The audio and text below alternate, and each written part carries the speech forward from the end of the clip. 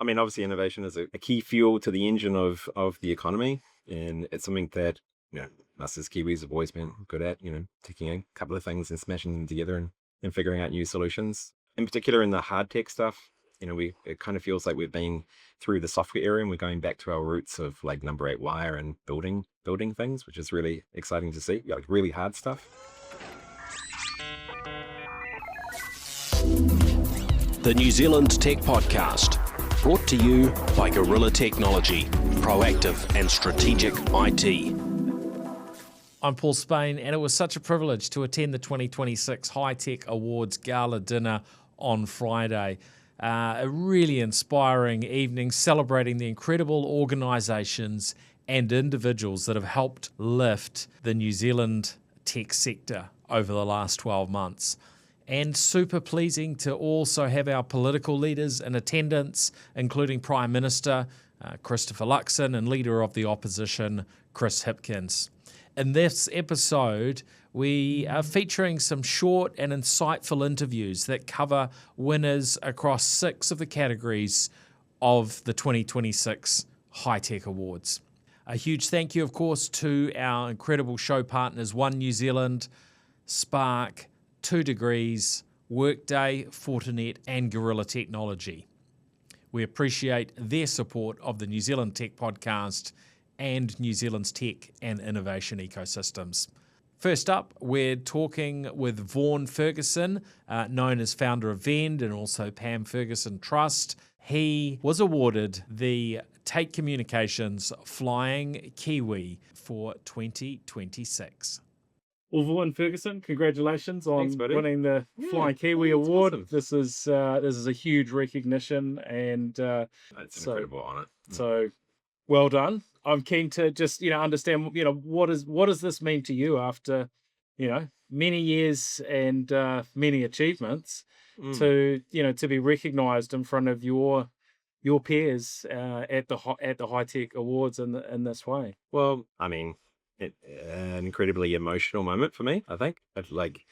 It's these sorts of recognitions that it's not why you do it. And very much the imposter syndrome thing, where you're just like, what the? I'm unworthy. What the hell's going on? But then upon reflection, it's like actually thinking about all the teams of people who've been working on the initiatives that I've just been very privileged to be part of. It's great as a validation of their hard work. I just get to seem to take all the credit, which seems very unfair. And you shared a little bit of a message in your speech from the stage. How would you sum that up for in terms of encouragement and a prod to those listening or watching this chat? The other weirdos who are listening, well, I mean, I don't think there is a blueprint for what it takes to do innovation or be successful. I think, in my experience, it's the people who don't normally fit the systems, who fit outside the square, who have found it awkward, are the ones who have the more creative lenses on the world and see things a little bit differently. And too often they get ignored. But if you just take the time and give them their voice a platform, you'll learn a thing or two and you'll see the world differently and maybe change it. Yeah. So that's kind of the mission that I think Zoe and I are embracing at the moment is, spending our time with founders who, I wouldn't describe them as your atypical founder. And honestly, it's bringing us the most joy at the moment. Fantastic. It's super fun. Yeah. And what's next for in terms of what you see for New Zealand and for yourself as part of the... Well, I mean, obviously innovation is a key fuel to the engine of the economy, and it's something that us as Kiwis have always been good at, taking a couple of things and smashing them together and figuring out new solutions. So loving seeing more of that, in particular in the hard tech stuff. It kind of feels like we've been through the software era and we're going back to our roots of like number 8 wire and building things, which is really exciting to see, like really hard stuff, which is nice to see us leaning into that. And then of course there's the whole AI thing, just kind of consuming everything. So I'm finding it interesting digging into that and how we can ensure that we retain our sovereignty of ideas, and that, we're not delegating our brains out to offshore technology, making sure that we're leveraging the tools to make sure that we're, keeping our sovereignty of ideas here. That's good. And anything else you'd like to add? Yeah, I've got a few little fun projects that I'm working on. I'm a little bit hesitant to share them right now, because if I tell you, then I'll have to deliver, follow through. Is the social pressure of doing it. But yeah, just watch this space. There's a few cool things that I think going to be coming out soon. Cool. All right. Thanks so much, Vaughan. Yeah, thanks, buddy. Cheers. Now we hear from Arash Tayebi and Noreen Wilson from Kara Technologies, winner of 2040 Ventures High Tech Startup Company of the Year. Well, great to have you both on the podcast. Very keen to hear a little bit about what you do. How do you describe it? Your company for the first time. What is the description that you tend to give for Kara Technologies? So, Kara Technology is a platform that, like its name, uses technology to provide a better accessibility to the deaf community by translating information and services into sign language. Well, we are normally not here to replace the human interpreters. We are here to harvest the power of technology, how we can support the interpreters, how we can support the deaf community by providing better access to the information to sign language. Fantastic. And so how does that play out? What does that look like? Who are your customers? So so our customers are the businesses and organization who wants to make their services accessible to the deaf community. So you might be bank, you might be a hospital, you might be an educational an institute provider. Every time you want to communicate to the public, normally those communications are not very accessible to the deaf community. That's where we come in and make the a platform accessible by translating that into sign language. Well, we do it in two different ways. In some application that you want to announce something super fast and the time is critical, such as the timetable for bus changes. So our AI can help to make that messages to be accessible into sign language, so deaf community will hear it as the same time as other communities. Um, Sometimes when you have the crucial information such as education information, which are very, very important to be translated accurately. So we have a new technology that we recently developed by the Noreen and her team we call it cat hybrid, which AI do the first pass and human interpreters can come and edit. So we have the scalability of AI and the knowledge and the skill of humans combined together. Because when you think about artificial intelligence, people saying, "Oh, human versus artificial intelligence." At Kara, we believe that we can combine the power of those two, and that's where the real magic could happen. Arash, how did this idea come about? It's a very, very interesting story. So around 2016, I was doing PhD at Auckland University, and I feel that I'm top of the world. I'm studying in the engineering #1 schools in New Zealand, and all of a sudden I got a disease called mini ear, and because of that I lost hearing in 1 year, and there was a chance of getting other ear affected as well. For me, the big question was why we don't have any deaf students who are doing PhD in electrical engineering. And why is that? So I went to the Felston Deaf Education Center and asked the same question. I met with amazing team of devs. So technically they educate me about the importance of sign language. So we partner up with them and we said, okay, we know the tech, you know the culture and problem, and let's work together to provide a solution. Let's do one step at a time. Actually, that was a place I met Noreen. Noreen used to work for Deaf Education Center. Yes, You I can did. tell more. Yeah. I did used to work at Deaf Education Centre as the senior resource lead there. And so really what Arash is saying is it's been our partnership with the community from day one. And I think that is something that we can really hold as something to be honoured and powerful. That it's not just a tech company creating what they think the solution is for a barrier or for an issue that they believe is out there. Arash and the team really came to the community, found out where the real issues are, what real access looks like, and from there we were able to create a real amazing platform and software that we Yeah. are now in Karak. Great. Well, congratulations on Oh, your thanks. success at the NZ High Tech Awards. What's next? What does the future look like? So again, for us, it was very interesting. We start from New Zealand, and all of a sudden, we received so many interest outside of New Zealand. So we work in the US. We start working in Singapore. Based on the learning that we had, we want to bring all the learning back to New Zealand. We want now to work with the deaf community, with Interpreter Association, with the technology company, and see how we can make Aotearoa technically one of the world best country and most accessible country for deaf community. And we cannot do it by ourselves. So we are part of the puzzle, and there's so many other groups that can help us, and our vision is how we can bring them all together and work collectively to make that vision a reality. Fantastic. Well, all the best for thank this next stage. Thank you. Thanks Thank so you. much. Appreciate Thank it. you.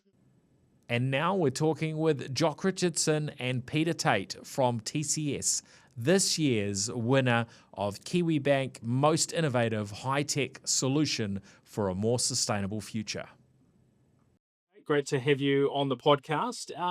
Maybe you could describe for listeners what TCS is all about Well, now that's a big. in a short summary. So we're a microprocessor development technology company, and our primary focus has been around the dairy industry, and milk collection has been a big part of that for the last 10, 15 years. So it's something that we're passionate about, and it's something that we're always looking to see how we can improve on and get the best out of it, really. And what's the particular innovation that you think has put you on the stage at the NZ High Tech Awards? It's our work that we've done around e-pumping mainly, and the technology that we developed back in 2015 was to basically transform the way that milk is collected from the farm.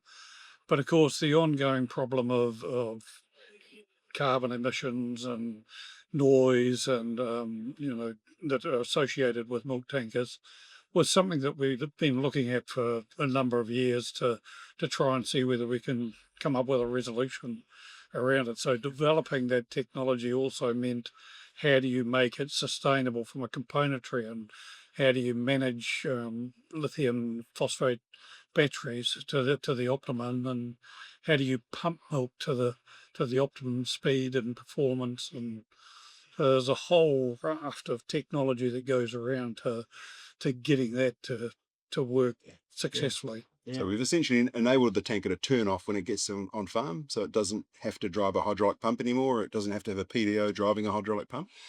So saves millions of litres of diesel a year if we can get it onto all the tankers. Fantastic, Yeah. Fantastic. What's really next for TCS now? Is it's time to sort of scale out this innovation? Yeah, we want to see e-pumping on every tanker in New Zealand ultimately. But then for TCS, we haven't taken our technology offshore, and we've got a lot of interest at the moment out of Australia and South America. So yeah, really excited to be taking it offshore for the first time. And what does that look like? Is that you need an injection of capital? What's the thing that will enable you to take this global? It's an interesting question, and at the moment we're funding ourselves internally, and we are looking for the opportunities as they arrive, and we've got several opportunities that are on the table at the moment to take it offshore into South America and Australia and what have you. And of course, the ongoing technology of getting electric pumping on all the tankers throughout New Zealand, open country dairies have been an absolute an amazing company for adopting these new technologies, helping us test it in the field, and they've been awesome. But I think in answer to your question, we've got a really great supply chain. We get a lot of New Zealand businesses that are supplying hardware to us. We're doing a lot of assembly, and I think we can fund it. I think we need probably some help getting connections in some of the markets. The likes of NZTE, I reckon, can help us with that. I don't think there's too many obstacles, none that are insurmountable. Yeah. Yep. So, are you looking for more people? What do you think it is? Yeah, we've just brought a couple more people on in manufacturing. Yeah. I think we'll need some more in the kind of technician space. Got a couple of great technicians which have really helped us bring the e-pumping on. But if we go offshore, we're probably going to need to replicate that in some of those markets. And what can you share in terms of your size, in terms of numbers of people? Yeah, look, we're a relatively small business. There's only 20 of us there in Hamilton, but as I said, we've got a lot of manufacturing that gets done by our suppliers. Yeah. Fantastic. Great. We'll wish you well. Thank you. Congratulations. Yeah, cheers, Paul. Cheers. Thank you, Paul. Better. Well, very pleasing to have Matty Blomfield join us on the NZTech podcast again. It's been many years. He is founder and chief executive of Hectre, winner of NZTE Most Innovative High-Tech Agritech Solution, and also Greenmount and Poutama Trust Māori High-Tech Company of the Year. Matty Blomfield, congratulations on your wins at the High-Tech Awards. Maybe we could start with sort of your kind of mini introduction when you're telling people about Hectre, what you do. All right. Thanks very much, Paul. Thanks for having me. The mini introduction is an analogy. So we're in the fresh produce sector. We're a hardware-enabled SaaS company. So what that means is we have both hardware and software. The people that we solve a problem for are packing large amounts of fruit. Because of the quantities they deal with, it's very hard to know what they have. And if you don't know in detail what you have, it's kind of like trying to run a retail store where you're trying to sell clothing, but you don't know what sizes you have, you don't know what colors you have, but you've got orders coming through and you're trying to match that with your inventory. The problem with the fresh produce sector, though, is like when you make a mistake and you pull something out of inventory and it doesn't match what you're trying to deliver to, it tends to sit around in a box and decay, right? So it's far more perishable than something that hangs on a shelf or a rack. So it's a big problem, and they lose about almost a third of fresh produce before it reaches the consumer. And so that's the area that we play in, and we're trying to have a big impact on reducing the amount of food loss by scanning fruit, giving our customers accurate data on what it is that they have so that they can plan their storage, their packing, their sales, logistics, and have less loss and make more money from the fruit that they have, which goes back to the grower and helps the grower make more money as well. Fantastic. Yeah, I mean that sounds like a really good mission to be focused on. Tell us a little bit about the journey so far. How long you've been working on these problems for, and what sort of pivots have you made along the way? Yeah. Well, we are officially 10 years of speaking to growers in this industry and building out solutions for them. So nothing's fast. What we do today is very different to what we started with back then, and that's through some intentional decisions along the way around how we wanted to play on a global stage. And so there are a lot of software tech companies out there, and in a lot of countries, in the ag industry, there are many local providers, and there are a lot of regulations that you have to meet. And so we intentionally have pivoted away from orchard management software, which is where we began, to where we are today, which is scanning fruit. And then even within scanning fruit, we're in this vertical niche where we capture fruit on the same day it's picked. But there are other companies out there that have grading equipment, and fruit gets graded and it gets scanned. We're very different to that. So we have our space. I think if you're outside the industry, you'd really have no idea, like, where is this gap and the problem, and and even people in the industry don't know the problem. So it's in some ways it's a new thing that we're trying to provide. There's not a lot of, well, really any incumbents. We are the incumbent, and we're the best at what we do around the world when it comes to setting up our fixed camera system called ARC and scanning trucks as it drives underneath and getting large scale accurate data very quickly. But yeah, a series of intentional decisions over many years to get to this point. Fantastic.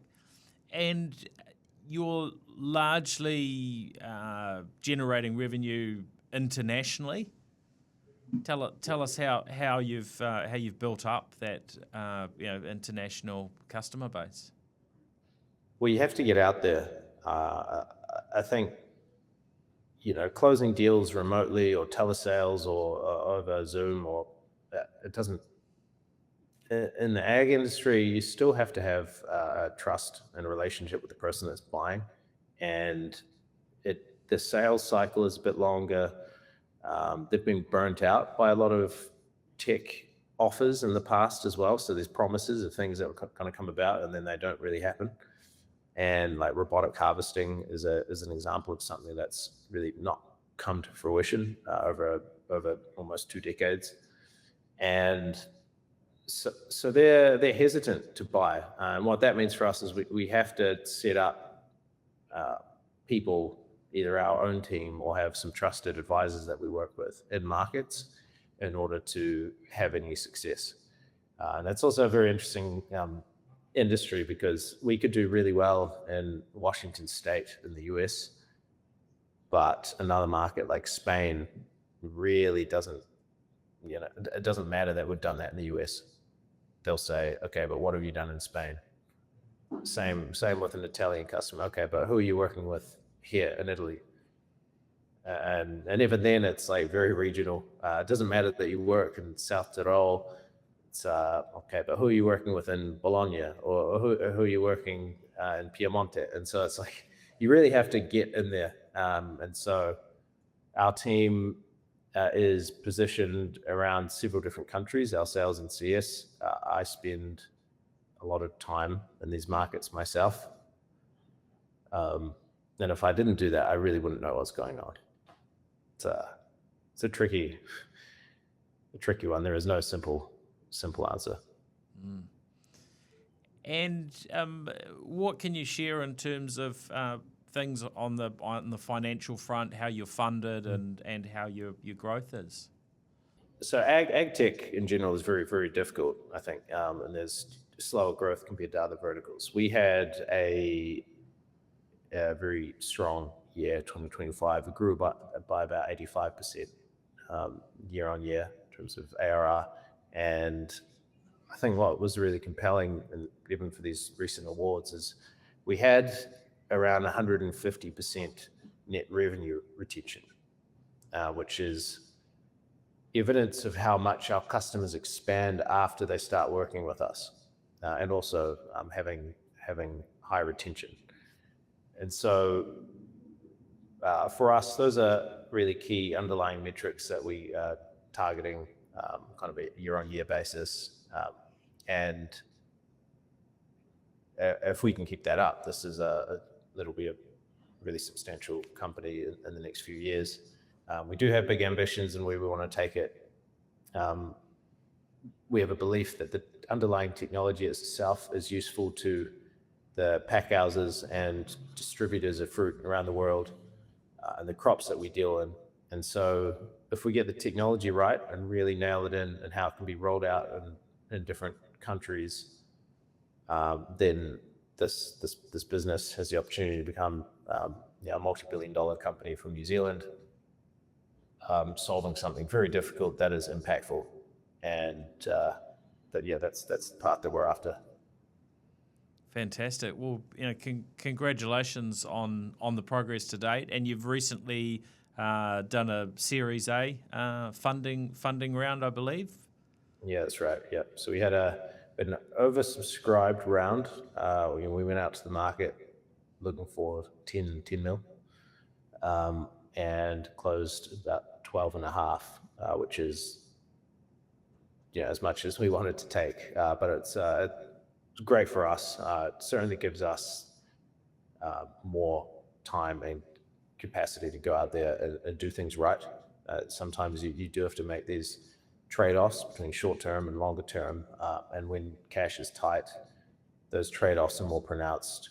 And I'm really grateful that we were able to pull that off, because now there are things that we're going out after that we just couldn't do before. So then, and that includes unlocking defects.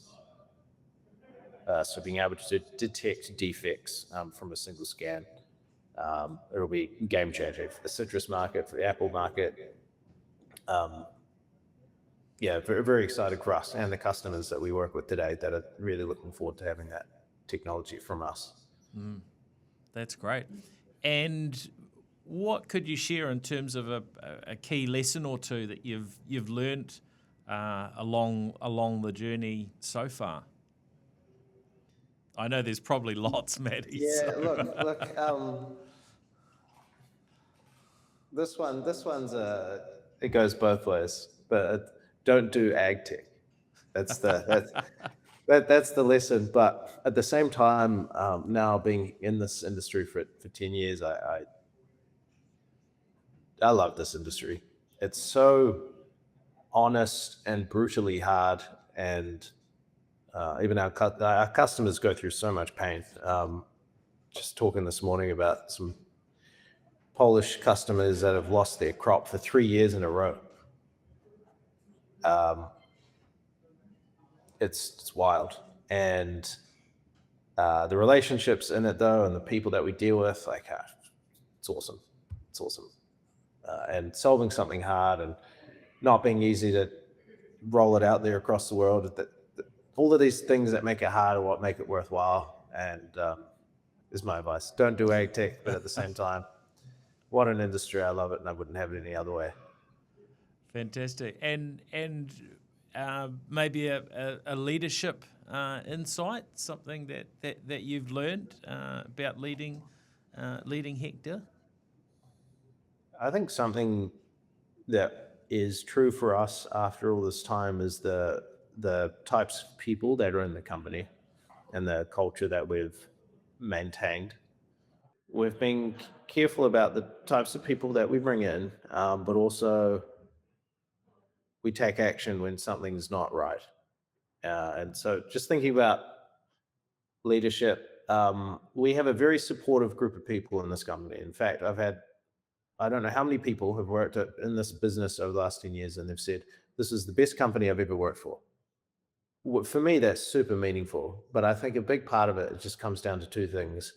The people here really look out for each other, and they look out for each other because you kind of hire for a certain type of person for that to be true in the first place. And then if you operate like that, that's how others are going to do it too. And then the other one is this kind of mission-driven thing. Like, I don't think anyone, when they're 7 years old and they're thinking about being a fireman or a doctor or a lawyer when they grow up was thinking about sizing fruit. And yet, when they're here, for some reason, we just want to do that so well, better than anyone else. And it's such a dedicated mission that people there sometimes spending their weekends or late evenings or just really, really trying to make sure that customer is getting value from our product. So this level of dedication, being on a mission together, that's, I think, what people really enjoy. You spend so much of your time working, so you may as well enjoy the time that you do it. Anything else you'd like to add, Matty? I'm grateful for where we're at. We've got a long way to go, and hopefully over the coming years, and we unlock more for this industry around the world, that we have an impact. And if that's true, then I'm sure you'll hear about us again. We'll pop back up again and not just disappear into the ether. I really think we can do big things. Yeah, I'm really, really impressed by your tenacity, Matty, and exciting to see you recognised at the High Tech Awards. All right, thanks very much, Paul. Appreciate the support. And to wrap up the show, we're hearing from Dr Yoram Benit. He is Chief Executive of Tait Communications, the winner of the Grand Gong, the PwC High-Tech Company of the Year for 2026. Welcome, Dr. Yoram Benit. To start with, for anyone that maybe has heard the name of previously Tait Electronics, now Tait Communications, but doesn't know too much around what you do. How would you you sum that up? Thank you. Tait Communications design, develop, and manufacture public safety critical communications, not only for public safety, but also for utilities, transportation, and mining. Recently, we've launched a set of products also to get into the enterprise market. To summarize it, we are providing critical communication for first responders at the moment that matters, right? Those systems are very reliable, should be extremely reliable, robust, on the air at all times. Other commercial networks don't stand in harsh conditions, weather conditions, and that system, the public safety network or the utility networks, has to stand harsh conditions and provide communications at all time. So that's overall, and the center of the headquarters is here in New Zealand, with over 800 people here in New Zealand, and most of our revenue comes from our offshore. And we have our install bases across the globe with over 130 countries.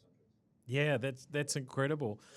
When you look at the judges' pick of Tait Communications as a high-tech company of the year, what do you think it is in particular that's caught their attention?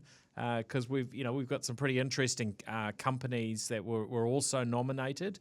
What do you think it is? Is it your current growth? The other areas that sort of particularly stand out from your perspective? So back in 2021, we were at around $150 million in revenue. In 2025, we achieved over $500 million in revenue. And I would say our innovative solutions towards the public safety end users and utilities got us to where we are today. We listen to the market. We are not developing product and solutions that are coming from in-house without close connections with the market. Rather than we have feed it in from North America, South America, from Europe, Southeast Asia, and Australia, and of course here from customers in New Zealand. And what we are tailoring is solutions that address problems that they have in the field. And those solutions are very innovative solutions. As that technology progresses, you have to have multiple solutions coming together. We call it a converged solution. And a converged solution today is not only land mobile radio, but also cellular. And cellular at the same time brings video streaming, real-time crime center, workflow management, and all those are coming together. And we continue to innovate, and we're going to continue to surprise the market for years to come, in next year and the following year. Fantastic. What do you think it is about the DNA of Tait that sees the company? Here we are. I think it's 57 years on from being founded. And we're seeing this great growth, exciting innovation. Why is that happening? The big difference between us and our competitors is that we listen. We listen to our customers. And when necessary, customize solutions. No other company would go and customize a solution because it's like deviating from the main line. But Tait does that. And it does that. I'll give you many examples with the emergency agencies here in New Zealand, right? We're talking St. John, we're talking New Zealand Police, Fire. and Wellington Free Ambulance, right? Each of the agency has a different requirements, different things that they need in order to operate, and we're bringing those into them. And we are the only company that would go and the extra mile and develop something very, very unique that will address a problem they have. So I think being very, very close to our customers, listen to them, and address their issues, put us in a very, unique position in the market. That's fantastic. And how have you built up, the trust? Because the sort of networks that you're providing, public safety networks and so on, they need to be incredibly robust. Otherwise, there's going to be some pretty serious fallout. Absolutely. So take, for example, the public safety network here in New Zealand that we are building throughout the country. That system is very, very robust and has the required resiliency. We remember what happened with Gabrielle in the North Island. So we are designing the system as such to withstand those kind of harsh weather situations.